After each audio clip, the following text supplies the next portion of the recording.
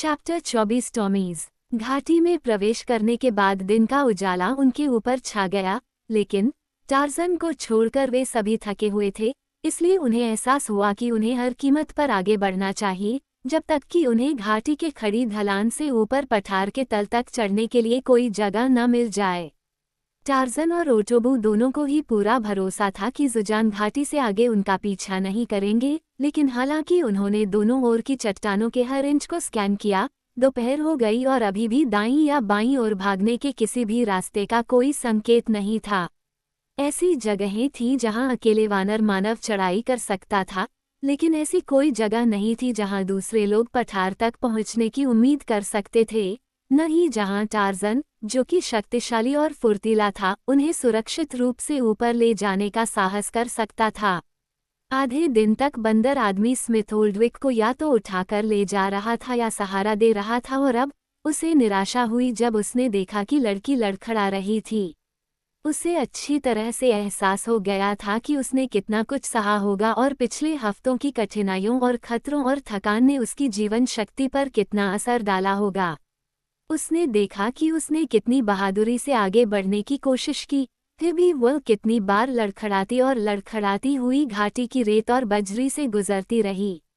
नहीं वह उसकी दृढ़ता और आगे बढ़ने के लिए उसके द्वारा किए जा रहे बिना शिकायत के प्रयास की प्रशंसा कर सकता था।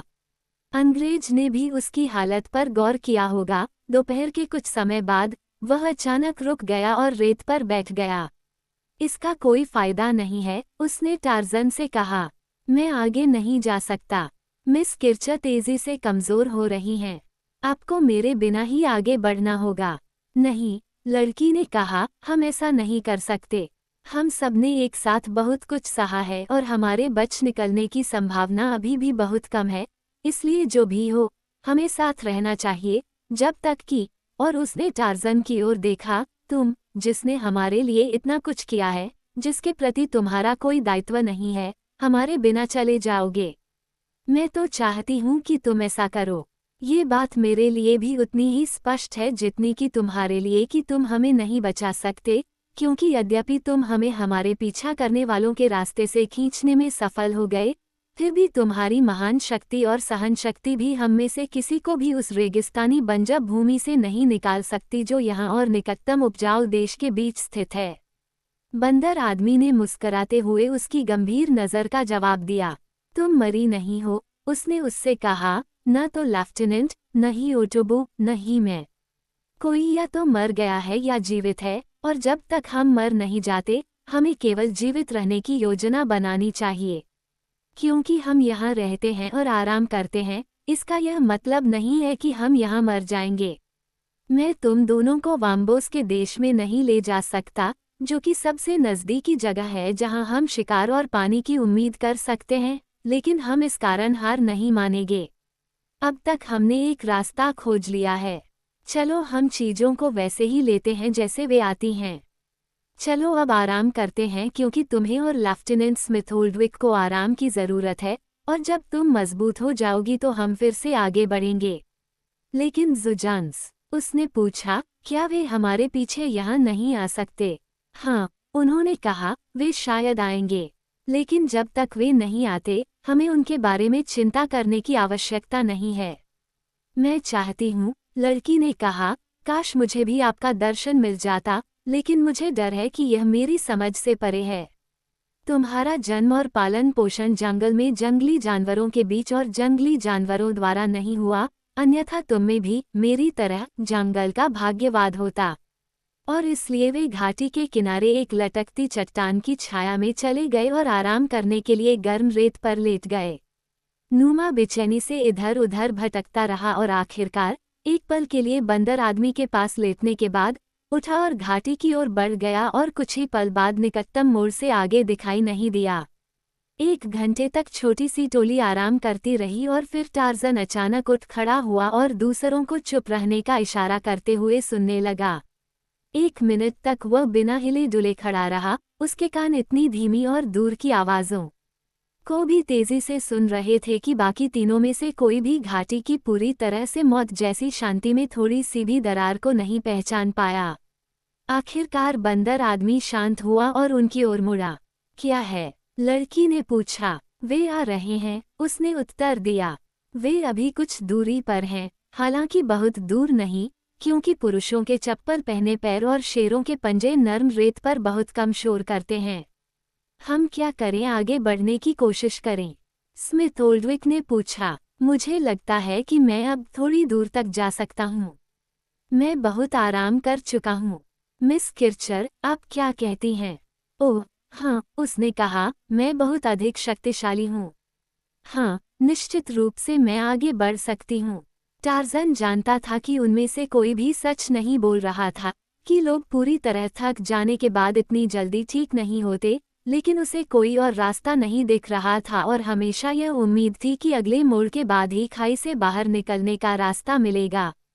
तुम लेफ्टिनेंट की मदद करो, ओटोबू, उसने काले रंग की ओर मुड़ते हुए कहा, और मैं मिस किर्चर को ले जाऊंगा। और हालांकि लड़की ने विरोध किया, ये कहते हुए कि उसे अपनी ताकत बर्बाद नहीं करनी चाहिए, उसने उसे हल्के से अपनी बाहों में उठाया और घाटी की ओर बढ़ गया। उसके पीछे ओटोबू और अंग्रेज थे।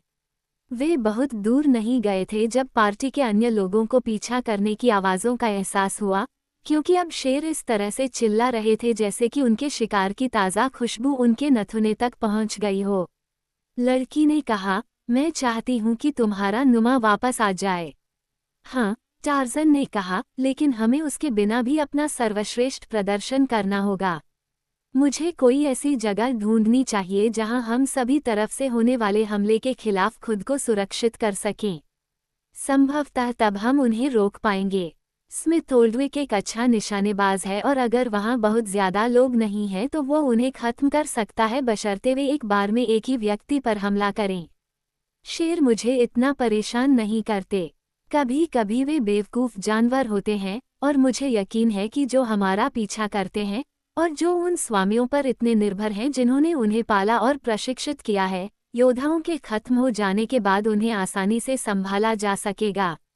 तो फिर आपको लगता है कि कुछ आशा है? उसने पूछा। उनका एकमात्र उत्तर था, हम अभी भी जीवित हैं। वहाँ, उसने तुरंत कहा, मुझे लगा कि मुझे यह वही जगह याद आ गई है। उसने एक टुकड़े की ओर इशारा किया जो स्पष्ट रूप से चट्टान के शिखर से गिरा था और जो अब आधार से कुछ फीट दूर रेत में धंसा हुआ था। ये चट्टान का एक दांतेदार टुकड़ा था जो रेत की सतह से लगभग 10 फीट ऊपर उठा हुआ था, जिससे उसके और चट्टान के बीच एक संकरा छेद बन गया था।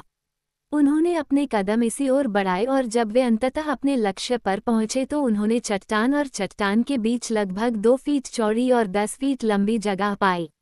निश्चित रूप से ये दोनों छोर पर खुला था, लेकिन कम से कम उन पर एक साथ सभी तरफ से हमला नहीं किया जा सकता था।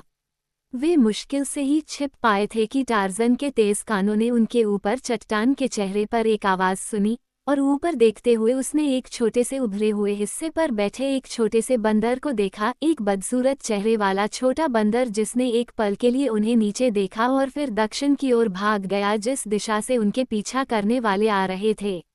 ओटोबू ने भी बंदर को देखा था। वह तोतों को बताएगा, काले ने कहा, और तोते पागलों को बताएंगे। ये सब एक ही बात है, टार्ज़न ने उत्तर दिया, शेर हमें यहाँ पा लेते। हम उनसे छिपने की आशा नहीं कर सकते थे। उसने स्मिथ ओल्डविक को अपनी पिस्तौल के साथ उनके बंदरगाह के उत्तरी द्वार पर खड़ा कर दिया और ओटोबू से कहा कि वह अंग्रेज के कंधे पर अपना भाला रखकर खड़ा रहे, जबकि वह खुद दक्षिणी मार्ग की रखवाली करने के लिए तैयार हो गया। उन दोनों के बीच उसने लड़की को रेत में लिटा दिया। उसने कहा, अगर वे अपने भालों का इस्तेमाल करते हैं तो तुम वहां सुरक्षित रहोगी। जो मिनट बीत रहे थे, वे बर्था किर्चर को अनंतकाल की तरह लग रहे थे और फिर आखिरकार, और लगभग राहत के साथ, उसे पता चला कि पीछा करने वाले उन पर हमला करने वाले थे। उसने शेरों की गुस्से भरी दहाड़ और पागलों की चीखें सुनी। कई मिनटों तक ऐसा लगा कि वे लोग उस गढ़ की जांच कर रहे थे जिसे उनके शिकार ने खोजा था। वो उन्हें उत्तर और दक्षिण दोनों तरफ से सुन सकती थी और फिर जहां वह लेटी थी, वहां से उसने देखा कि एक शेर उसके सामने खड़े बंदर आदमी पर हमला कर रहा है।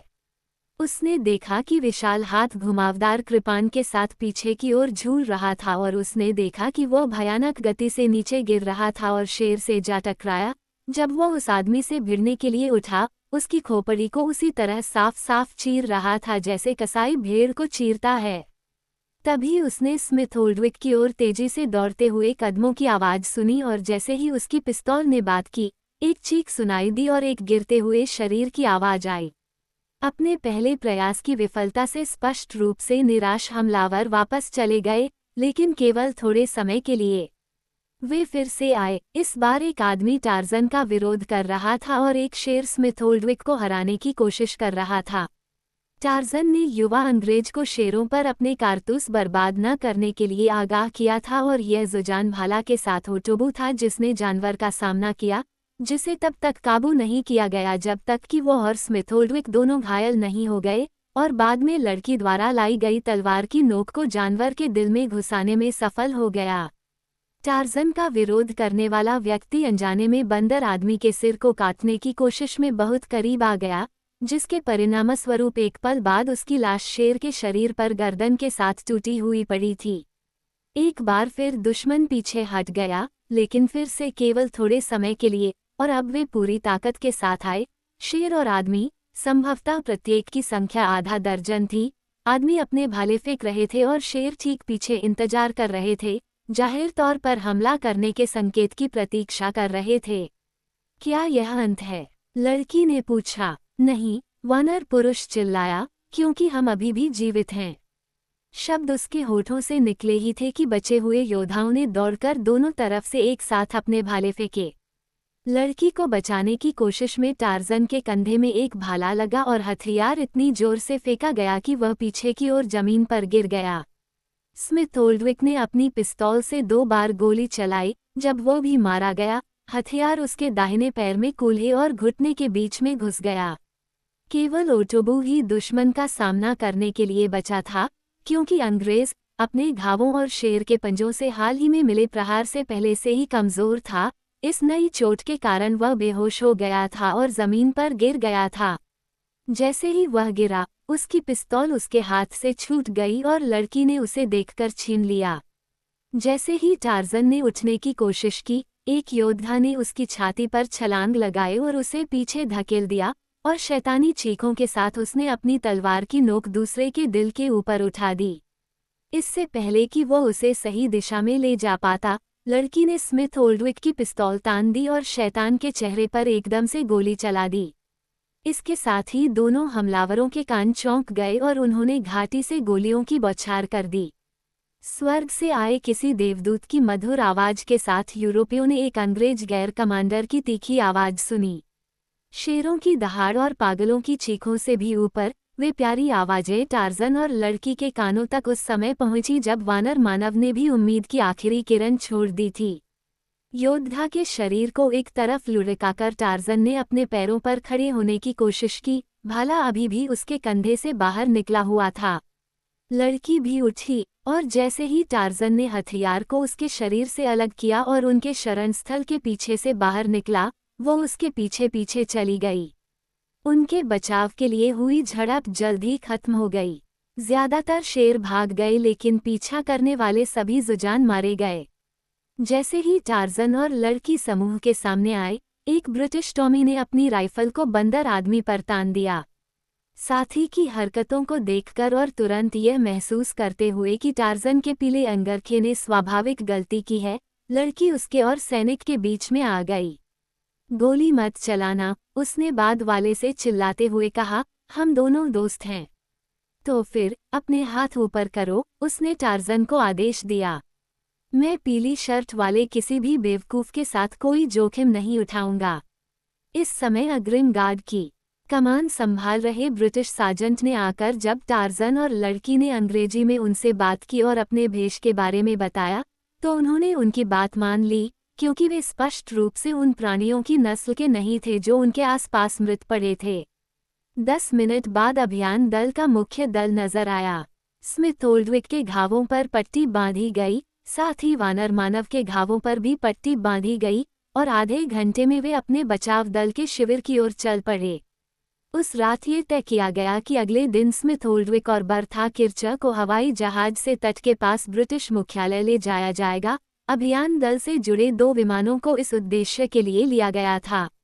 टार्जन और ओटोबो ने ब्रिटिश कप्तान के प्रस्ताव को अस्वीकार कर दिया कि वे वापसी मार्च में अपनी सेना के साथ जमीन के रास्ते जाएं, क्योंकि टार्जन ने बताया कि उसका देश पश्चिम में है, जैसा कि ओटोबो का भी है, और वे वाम्बोस के देश तक एक साथ यात्रा करेंगे।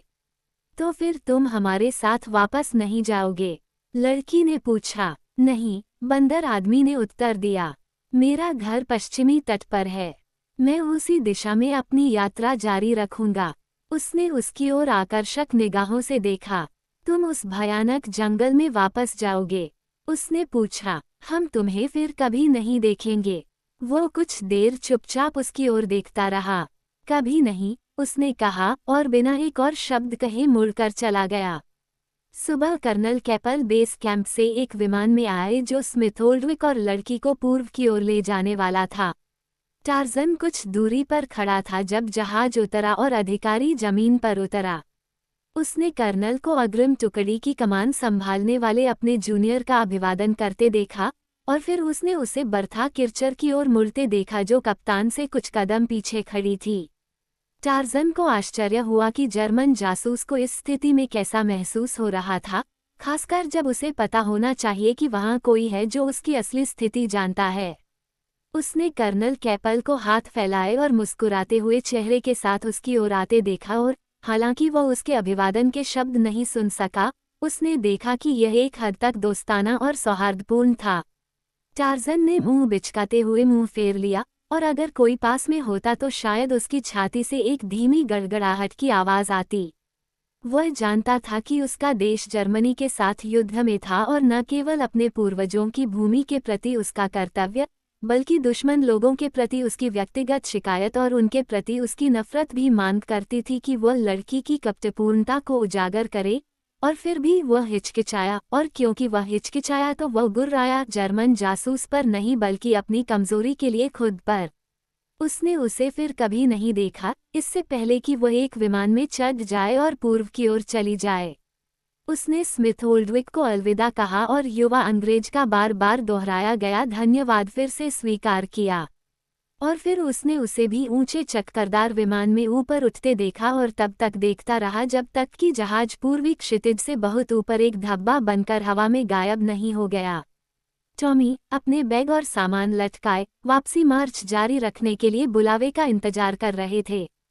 कर्नल कैपल ने अग्रिम टुकड़ी के शिविर और बेस के बीच के देश के विस्तार का व्यक्तिगत रूप से निरीक्षण करने की इच्छा से अपने सैनिकों को वापस मार्च करने का फैसला किया था।